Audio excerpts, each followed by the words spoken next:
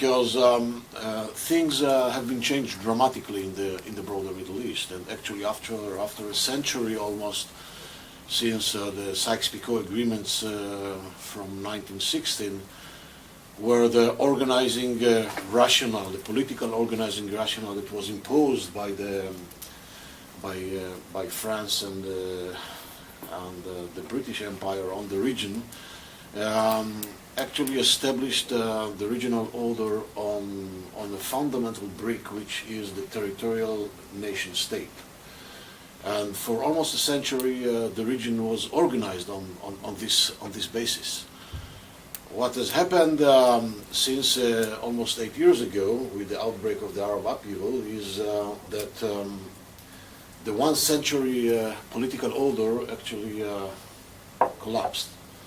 And if we want to understand the new Middle East, we have to look for the new rationale or rationales that are organizing the political order of this new Middle East. And instead of the rationale of the territorial nation state, actually we find that the region is organized by a very bloody and bitter competition between four axes or four camps. And this is a competition in a sense which is characterized as a zero-sum game. This is a war and the competition for life and death, which has been developed due to a huge crisis in the Islam civilization, which is a two-layer crisis. The first one is a very ancient crisis between the Shia and the Sunni,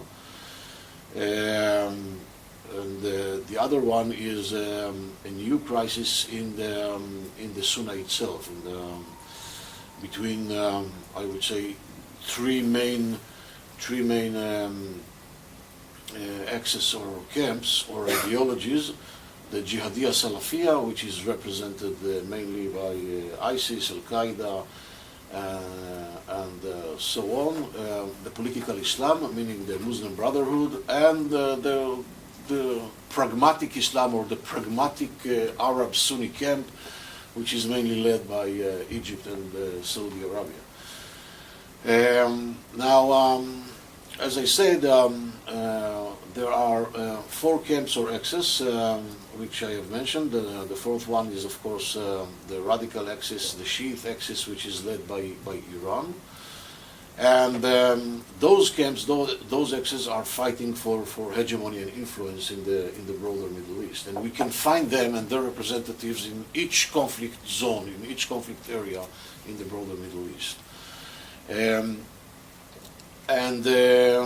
If we want to understand what is going there in the Palestinian arena, which has its unique characteristics, we have to understand that talking about, just for example, the reconciliation process between Hamas and Fatah, we don't talk only about an internal Palestinian issue, okay? Because Hamas and Fatah are related or affiliated with two different and competing camps or axes, which are, as I mentioned, the political Islam. Hamas is the Palestinian version of the Muslim Brotherhood, where the Fatah, the PA, is affiliated with the Sunni pragmatic Arab camp led by Egypt and Saudi Arabia.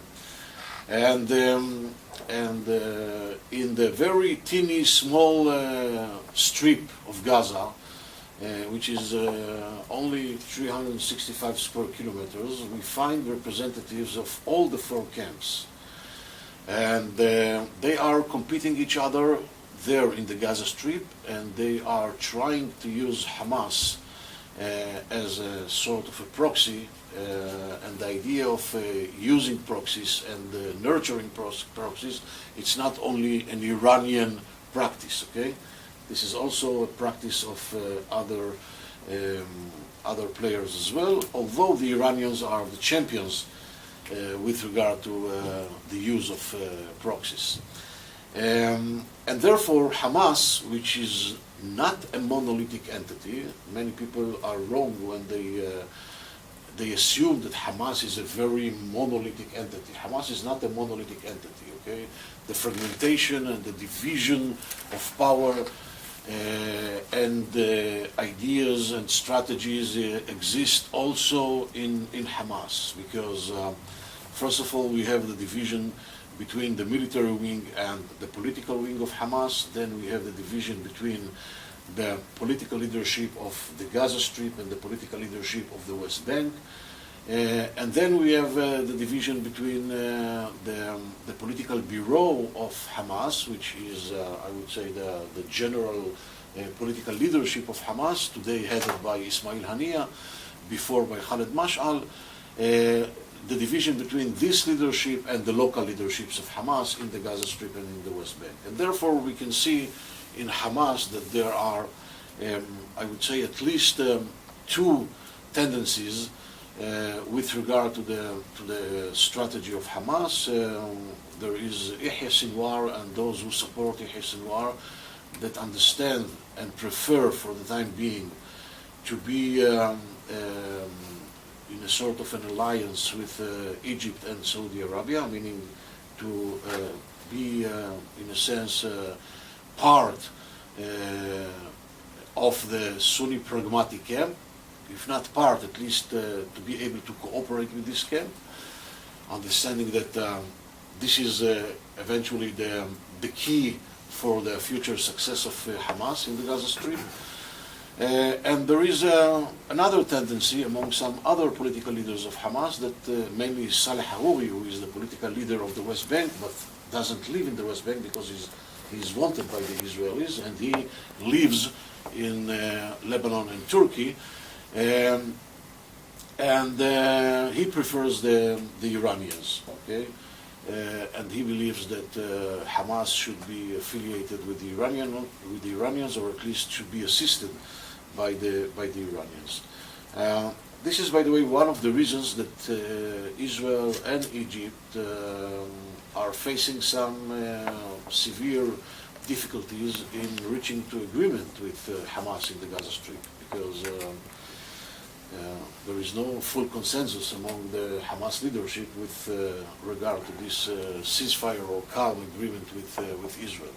In addition to that, Hamas is challenged on a daily basis by some other extreme factions that think that Hamas is too moderate with regard to Israel and with regard to the armed resistance against Israel, although, as you probably know, Hamas perceives itself as the leading power or of the armed struggle against the state of Israel. And Hamas does not recognize in the Oslo Agreement, does not recognize in the right of the state of Israel to exist, and call to destroy the state of Israel and to annihilate the state of Israel. But in the very crazy neighborhood that we live, it seems that in some occasions Hamas, with all of its extreme ideology, became to be more moderate, okay, than some other factions like the Palestinian Islamic Jihad or some other marginal factions, but still influential in the Gaza Strip, which are affiliated with the Islamic State. Okay. Now, talking about the Palestinian arena, we have to understand the deep fragmentation in this arena, and not only between the Gaza Strip and the West Bank, but also in the Gaza Strip, as I have mentioned just before, and in the West Bank as well. According to Palestinian polls and surveys of the last 4 or 5 years, Abu Mazen and the Palestinian Authority lost their legitimacy. Actually, more than 2/3 of the Palestinian constituency think that Abu Mazen should resign from office, and they believe that Abu Mazen and all the Palestinian political leadership are corrupted. The Palestinian Authority is perceived as dysfunctional authority and corrupted authority that does not provide its constituency, the Palestinian people of the West Bank, with the minimum public good or with the minimum, I would say, level of services that should be provided by a state or a semi-state entity. The West Bank is also deeply fragmented due to some historical, traditional, cultural reasons, and due to the weakness of the Palestinian Authority that actually does not control effectively the whole West Bank. We see that the different districts, mainly the districts in the periphery of the Palestinian Authority in the West Bank, actually are partly independent and they are running themselves. The PA is present there in these districts, but it is only a symbolic presence, okay? Actually, they do not influence dramatically what is happening there in the districts like Hebron in the south, and Jenin in the north of the West Bank. This brings me to another remark that I would like to make with regard to the broader context of the Middle East, and this is the phenomenon of failed state, which is a very severe and dangerous phenomenon that was existed even before the outbreak of the Arab upheaval, but unfortunately, after 8 years of this of the Arab upheaval, this phenomenon has been increased dramatically. And actually, when we are looking around on the broader Middle East, with the exception of the Arab monarchies, okay, and the Gulf states, talking about the Arab republics, part of them do not exist anymore, like Libya, Yemen, and the other, all of them are failed states in different degrees of state failure, but failed states. Okay. Now, just last year, I've published with one of my colleagues at the INSS, in the INSS, a book which deals with the phenomenon of failed states, trying to understand, to explain the Arab upheaval by using the paradigm of failed state and state failure. There are at least 3 major characteristics that I would like to mention. There are 3 among 12, but 3 which are very crucial that I would like to mention because they are pretty relevant to the context of the Palestinian Authority as well, and of course to the Gaza Strip.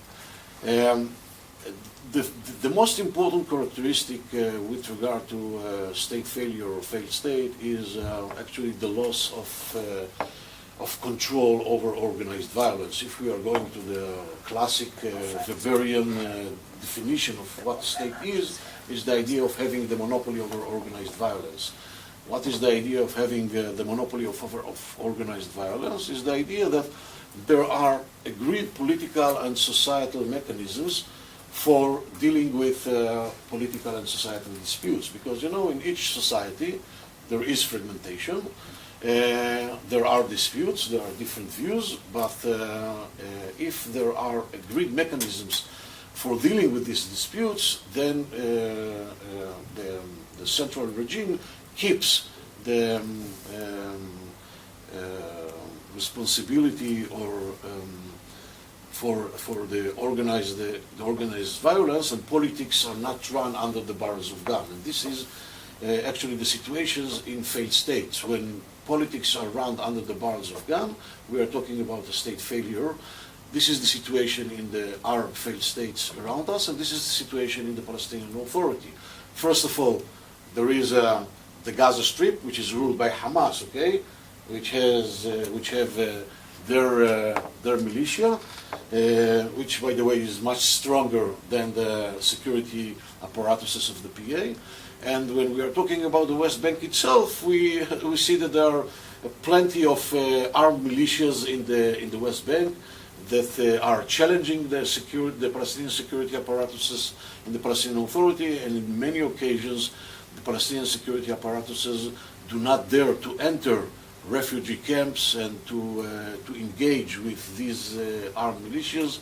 And actually, when there is a need to prevent terrorism or when there is a need to arrest such terrorists or to prevent such armed militia from harming the Palestinian Authority or Israel, the IDF does the job and not the Palestinian security apparatuses. And in this regard, the IDF and Israel actually serves the Palestinian Authority, and therefore when we hear the Palestinians threatening Israel and the entire international community that they will stop coordinating with Israel with regard to security, I think that we have to be very, very cautious and skeptic with regard to these threats, because the Palestinians understand pretty well that this security coordination and cooperation with Israel is first and mostly a good service for themselves, and this is the way to preserve the framework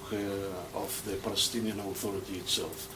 So this is the first characteristic. The second characteristic, can I have a glass of water? Of course.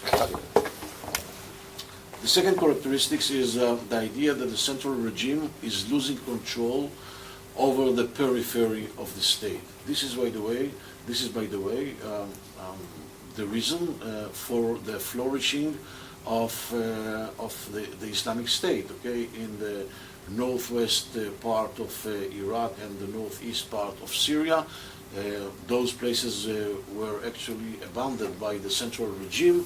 There was not an efficient control of the central regime in these peripheral areas, and under the physical existential assumptions that there is no vacuum in life, where the central regime is not there, somebody else will be there, and in most cases these are terror organizations that are penetrating through these areas, and first of all they are making their efforts in order to control territory and then to control the population. And after establishing their control over the territory and the population, they are penetrating towards the center of the country, and when they reach to the center of the country, we are talking about the most severe degree of state failure, which is the collapse of the state. Okay? And the second characteristic that I would like to mention is the dysfunctionality of the state institution. When the state institutions are not capable to provide the public goods, the services for the citizens, when they are dysfunctional, when they are corrupted, then we are talking about a high degree of state failure.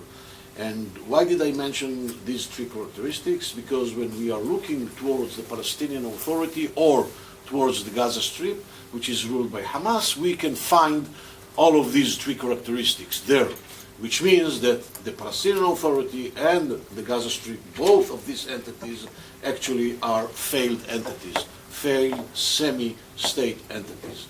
And we have to understand that the phenomenon of state failure or failed state is a very, very dangerous phenomenon, because this is not the phenomenon which is limited to the state itself. It's not a local problem. Okay, when we are dealing with failed state, we are talking about a regional problem and international problem. Just take, for example, the crisis in Syria. The crisis in Syria is not relevant only to Syria as a state or to the Syrian people. It is relevant to the entire region.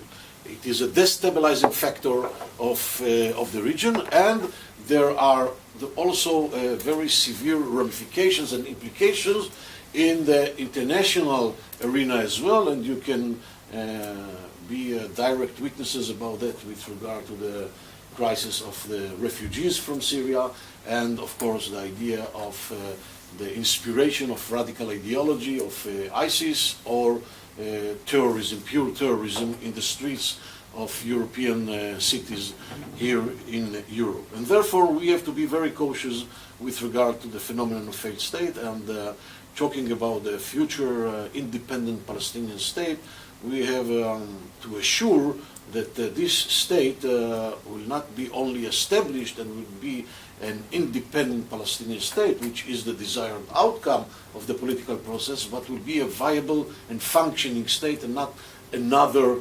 Arab failed state here in the region, because the consequences, the ramification of another failed